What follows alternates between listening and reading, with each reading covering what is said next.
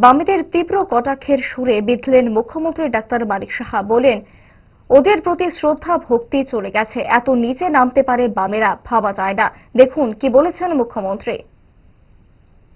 তাকে মানে অটো থেকে ট্রেনে বের করে তাকে কুপিয়ে কুপিয়ে খুন করা হয়েছে। এরকম প্রচুর 17 জন 18 যেখানে যাই আমরা, একমাত্র নর্থ সাউথ ডিস্ট্রিক্টে, অবিভক্ত সাউথ ডিস্ট্রিক্ট তখন ছিল, সেখানে 69 জনকে ওরা খুন করেছে। আর ওনারা বলছেন জানি মুখের বাড়িতে একজনের মত প্রকাশের ইয়ে নেই। আরে মত প্রকাশ করুক না, কিন্তু জামা কাপড় খুলে মত প্রকাশ, এই তো আমি জীবনে শুনিনি। কোন জায়গায় চলে এসছে? আর উনাকে বলছেন ভদ্র মহিলা। আশ্চর্য! আমার ওনাদের প্রতি যে শ্রদ্ধা ছিল, সেই শ্রদ্ধাটুকু আমার চলে গেছে।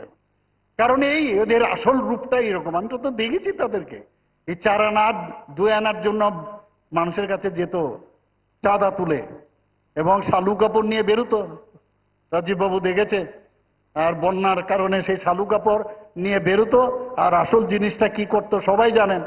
বিশাল বিশাল অট্টালিকা ওনারা বানিয়েছেন, পার্টি অফিস বানিয়েছেন, এবং যেখানে যা খুশি তাই করেছেন।